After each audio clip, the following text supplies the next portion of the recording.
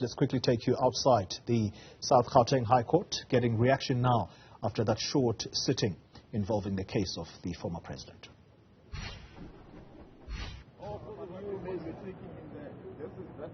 Thank you so much, Oli. We're joining you from outside the High Court in Johannesburg. A brief postponement just announced by Judge Ismail, Advocate Dalim Pofu, making some remarks in court. We're joined by the spokesperson for former President Jacob Zuma, Mr. Mzwanele Manyi.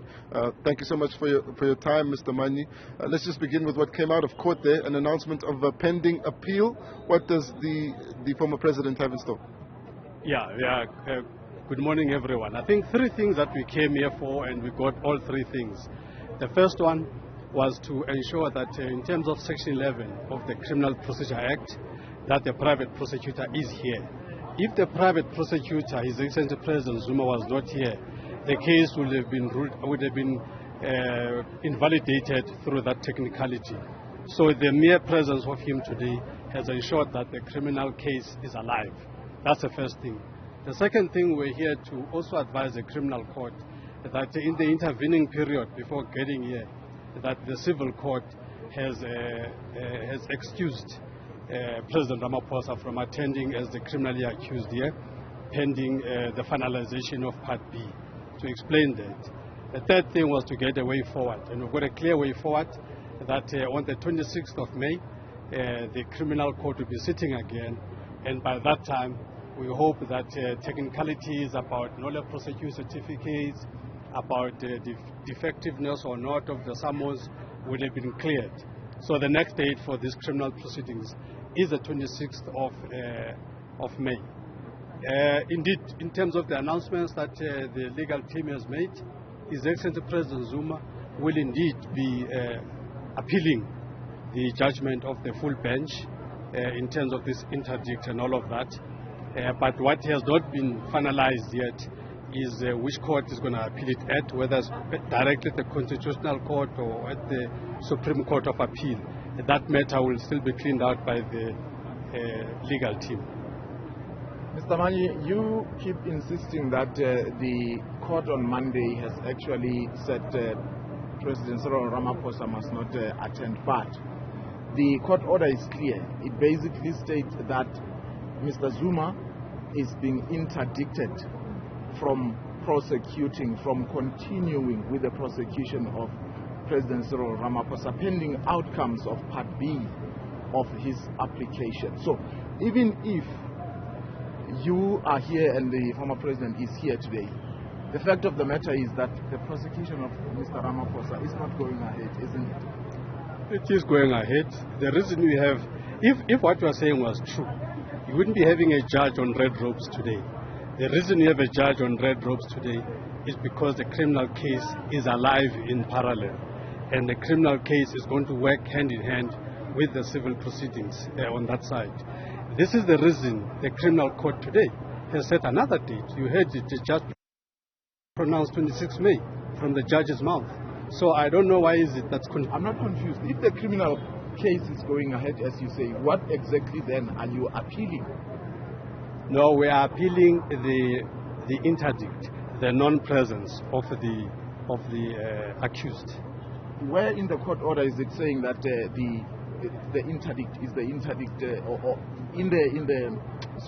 where in the court order is it saying that the president must not come here? Because the order is clear that Mr. Zuma cannot proceed to prosecute the president. I note your misunderstanding of the court order. Let me explain it to you very slowly. The interdict says two things. One, that President Ramaphosa is excused from attending this proceeding. Number two, the criminal prosecution of President Ramaphosa is basically suspended pending the finalization of the Part B of the application. So as things stand, there is no finality on the nolle prosequi dispute. There is no finality on the legality of the summons and all of that.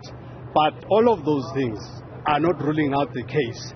This is why today we have a date pronounced by the criminal court judge of 26 May as a date for the for the criminal proceedings. Mr. Manyi, in the argument or in the remarks today by Advocate Mpofu, he alluded that your appeal would be based on the fact that you believe that parts of the judgment or the order that led to the president not appearing here today were too broad. Are you able to give us any indication on what the appeal would be based on? I think that we will issue a statement and flesh out those areas. He just mentioned one area in passing, so I don't want to delve into that. But there are more than that, just too many things that the bench misdirected itself on, and the lawyers will point all of those out. One of them, for instance, as we pointed out last time, is the confusion that that bench made in not appreciating that these different courts have got different mandates. These different courts have got different thresholds of making decisions. As I pointed out last time, that with the civil court is balance of probabilities, with the criminal court it's beyond reasonable doubt. So you can't just make a statement and say a court is a court is a court. It's not. This is why today you have the judge in red robe. The red robe is not a fashion statement. It's an indication that this is a criminal case. So, Mr. Manyi, what would be the purposes of that appeal? What if the president is actually successful in Part B of the application?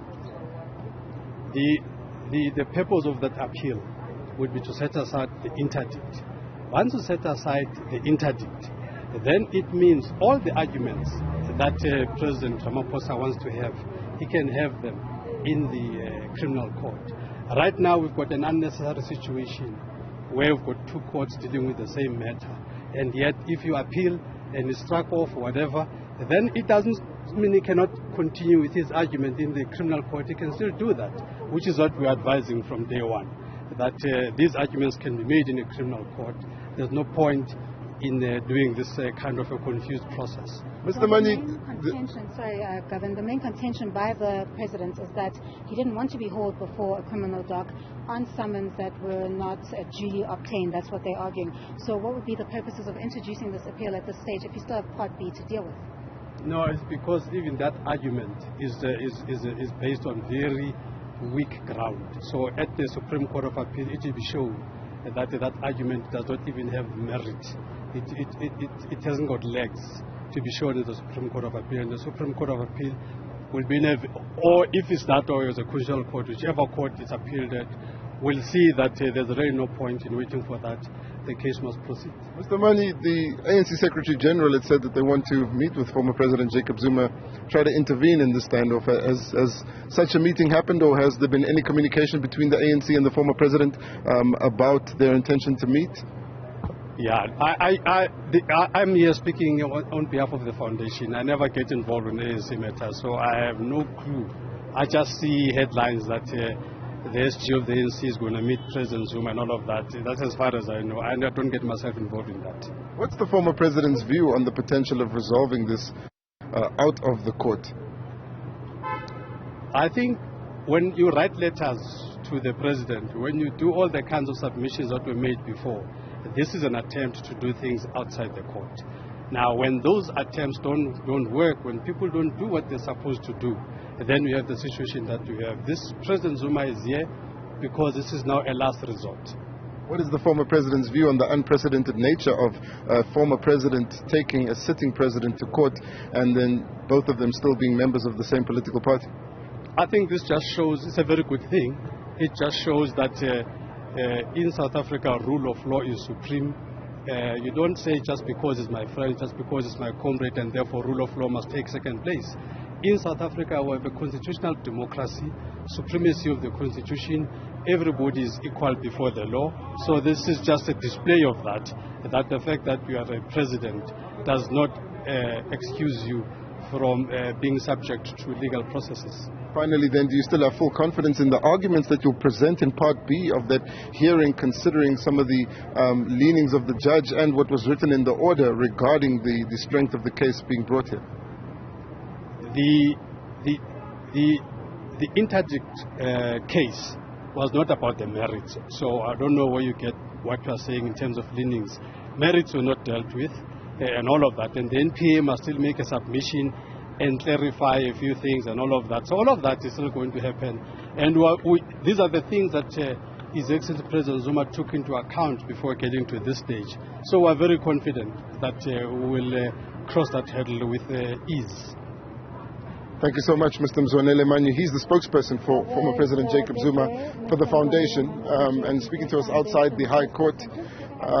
Doesn't know if the Secretary General is going to meet with the former President, Jacob Zuma.